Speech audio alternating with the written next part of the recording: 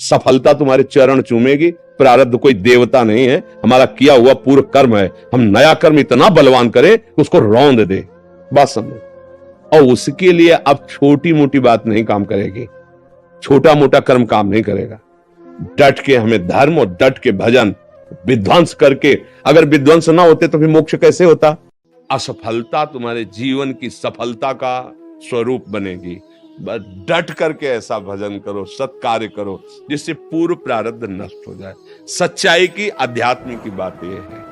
अब चोरी, हिंसा, अधर्म आचरण तो वो तो पूर्व प्रारब्ध है ही, नया कर्म भी बिगड़ गया, दोनों मिलकर फिर आपको जीना मुश्किल कर देंगे। सिंह की तरह दहाड़ो, मनुष्य जीवन पशु की तरह दबकर जीने के लिए नहीं मिला।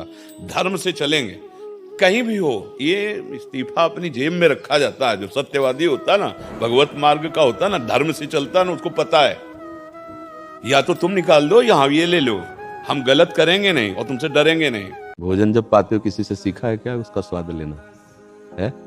क्योंकि भूख होती है ना, उस समय हम एकाग्र होके ही तो पाते हैं ना, तभी उसका स्वाद ले पाते हैं। जब किसी भी कार्य करने की आपके अंदर दृढ़ इच्छा होगी तो फिर आपका मन एकाग्र करना नहीं पड़ेगा, अपने आप हो जाएगा। जब कोई भी भोग हमें प्राप्त होता है, हम भोगने की इच्छा वाले हैं, तो उस समय हमारा मन एकदम एकांत होता है, केवल उसी भोग में होता है। अगर कोई विक्षेप भी पहुंचाना चाहे तो हमें गुस्सा आएगी, क्यों? मान लो हम सुन रहे हैं या देख रहे हैं या चख रहे हैं या भोग रहे हैं, कोई भी, ऐसे ही हम उस कार्य का लक्ष्य बनावे तो एकाग्रता हो जाएगी। टीवी, कभी टीवी देखा है? आपको कोई साधना करनी पड़ी एकाग्रता के लिए? है, मनपसंद फिल्म है तो 3 घंटे एकदम समाधि, नहीं मिल जाएगा। तो इसमें कोई साधना नहीं करनी पड़ी, रुचि आई, आपकी रुचि उसमें लग गई। ऐसे आप किसी भी कार्य को रुचि पूर्वक कीजिए तो एकाग्रता अपने आप हो जाएगी। इस तनाव किसे कहते हैं? जब हम भार अपने ऊपर ले लेते तब हमें तनाव होता है, समझना। किसी का भी, आप जब अपना भार अपने ऊपर ले लेते तब तनाव होता है, और अपना भार अगर प्रभु को दे दे तो आप तनाव युक्त कभी हो ही नहीं सकते, सदैव तनाव मुक्त रहेंगे। प्यार और नाटक में अंतर होता है। जैसे हमें आपसे सुख लेने की स्वार्थ बुद्धि है तो हम असली प्यार से ज्यादा प्यार दिखाएंगे। यहां गुदवा लिया तुम्हारा नाम, कितने बेवकूफ बच्चे, और दिखा दिया देखो।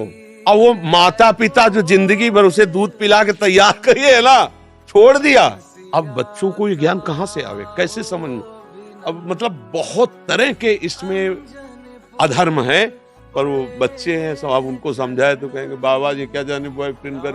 और सिद्धांत ये है, जो दूसरों के सुख को सोचता है कि हमारी क्रिया द्वारा किसी को दुख न पहुंचे, सुख पहुंचे, निश्चित आपका मंगल होगा। किसी को भी आप सुख दे, किसी भी जीव को, तो उसका आशीर्वाद आपके और आपके परिवार को सुखी करेगा।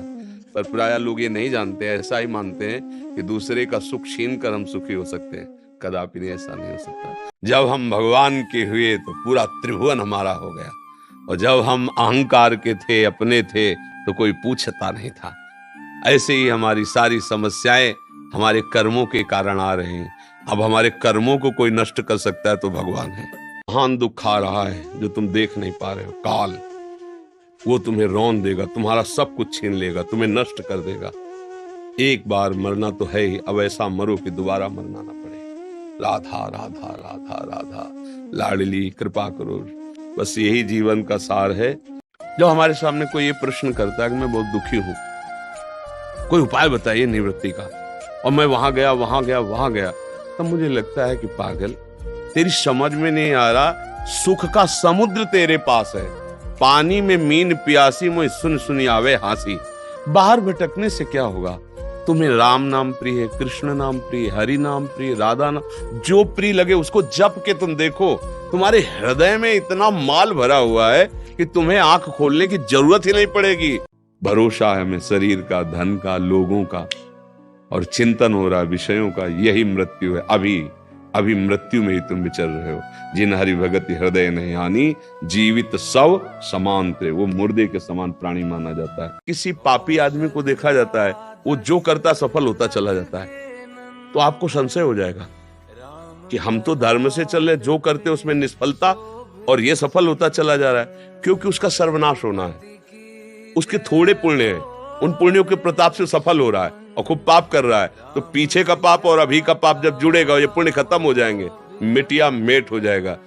कर्म ही आदमी को डिप्रेशन में पहुंचा देता है, कर्म ही आदमी को अपने हाथ से फांसी पे लटका देता है। श्री कृष्ण नहीं, कर्म। श्री कृष्ण तो करुणामय है, उनके द्वारा नहीं। हमारा कर्म इतना प्रचंड होता है, जो हम कर्म करते हैं वो इतना बलवान होता है, भाग के चाहे जहां विश्व में चले जाते, मैं दंड दिए बिना बख्शेगा नहीं। इसीलिए हम श्री कृष्ण की शरण में आए, इनसे बड़ा बलवान कोई है नहीं। कर्म की प्रबलता को रोक करके हमें क्षमा कर सकते हैं। सही बात है, अंदर के शत्रु, बाहर का तो सब कोई ड्रामा कर सकता है, लेकिन अंदर के शत्रु तुम्हें परेशान कर रहे हैं, तुम उन पर कभी नजर की? उनको अपना माने हुए हो मित्र। मन जैसा कर, मन कह रहा होटल चलो होटल, मन कह रहा फिल्म देख चलो, मन कह रहा है गंदी दृष्टि करो करो। अरे कभी दुश्मन को पहचाना अंदर बैठा तुम्हारे, और उसको जीत गए तो निहाल हो गए।